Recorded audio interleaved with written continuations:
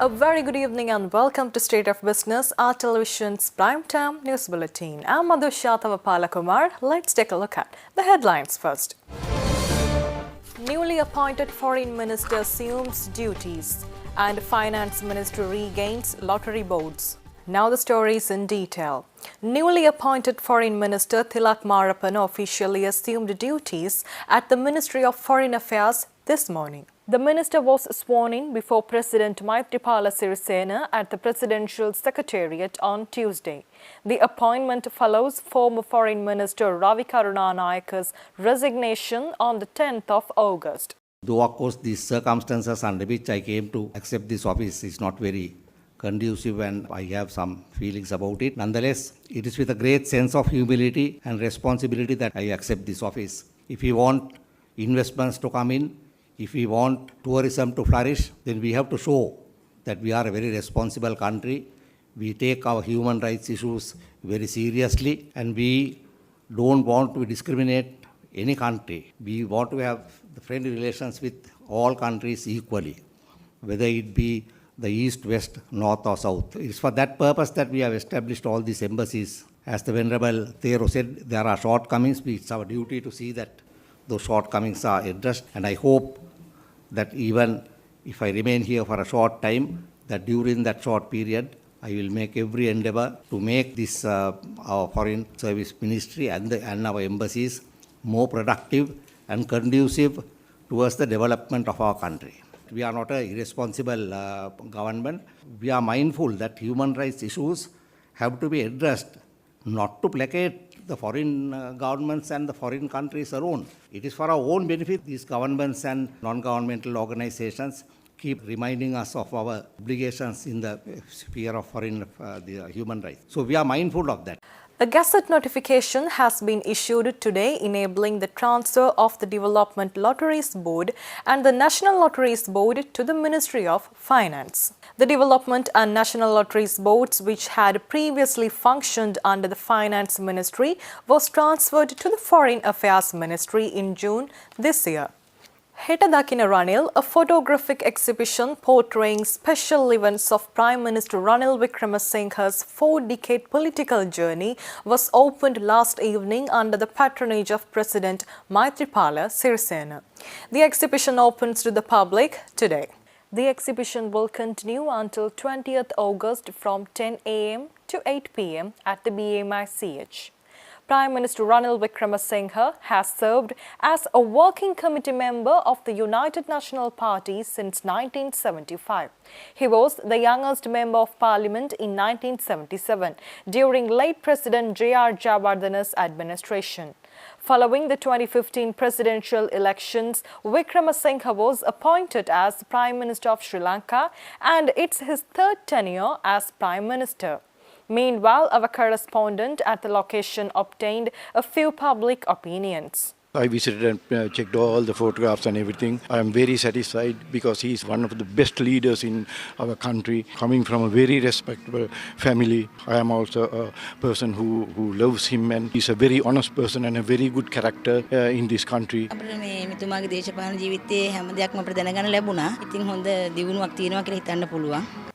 Let's take a look at more news after this break.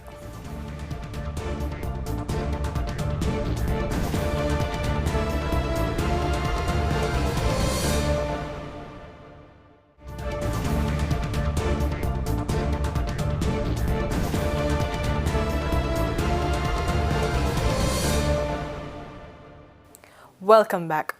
Goodwill Ambassador of the United Nations Environment Programme, Pawan Shukdev's public lecture was conducted under the theme, The Importance of Corporate Green Accounting for Sustainable Development and Moving Beyond GDP. At the Central Bank last evening, he noted that GDP is unfit to reflect many present-day challenges that includes climate change, public health, education, and the environment.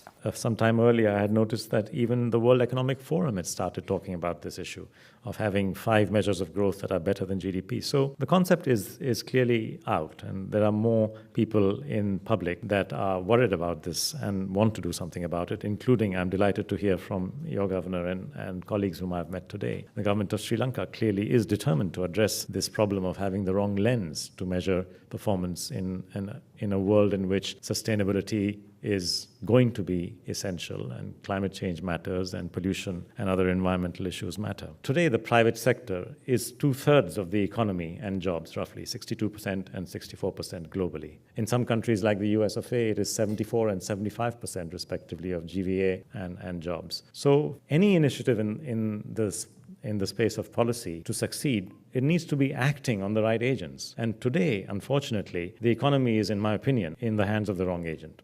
Meanwhile, the central bank governor, Dr. Indrajit Kumaraswamy, stressed the emerging issues and challenges that needs to be addressed within the country to have a sustainable economic environment. We are reaching a point where things can become extremely unpleasant and even catastrophic for future generations.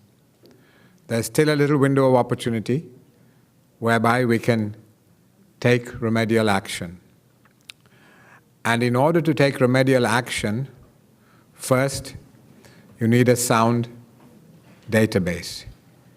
You need to know the facts on the ground to formulate policies that can address this mounting threat to the lives of human beings. Sri Lanka was amongst the first batch of countries to sign the Paris Declaration. Sri Lanka has signed up to the SDG, the Sustainable Development Goals. So we're very committed as a country to this at the highest political level. And it's up to us as the technicians now to work out the ways and means of advancing the agenda in terms of robust policy making, which mainstreams sustainability issues so that we have a green trajectory of growth and development. Let's take a look at stocks after this break.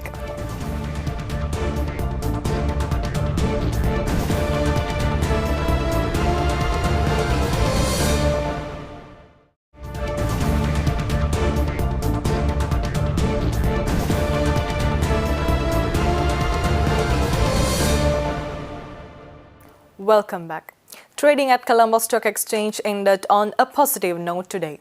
The all-share price index gained 28.16 points to close at 6,436.28, and the S&P SL20 index gained by 15.21 points to close the session at 3,706.02. The turnover was 622.4 million rupees and 24.5 million shares were traded. Next is Forex rates.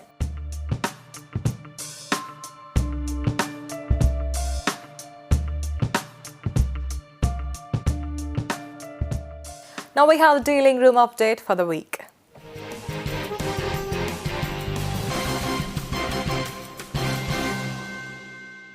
The Sri Lankan rupee fell slightly on Friday as imported dollar demand surpassed dollar sales by the banks. The spot rupee was at 153.30 levels compared with Wednesday's close of 153.25 levels. This week, the 3 months premium trading around 275 to 300 cents, while the 1 year premium trading around 1,040 to 1,070 levels. Today, overnight call money rates trading at 8.55% to 8.60% levels, and overnight repo rates trading around 8.35% to 8.45% levels. Treasury bill yields of 6 months and 1 year increased significantly at the auction held on the 16th of August 2017. The 6-month rate increased by 9.17% from 9.02%, while the 1 year rate increased by 16 basis points to 9.54%. 3 months Treasury bills were not offered at this week's auction. Treasury bond rates in the secondary market increased slightly due to profit taking by the investors. Today, the 4-year maturity on the 1st of March 2021 traded around 10.45 to 10.50, while the 1st of August 2024 maturity 7-year bond rate traded at 10.78 to 10.88 levels.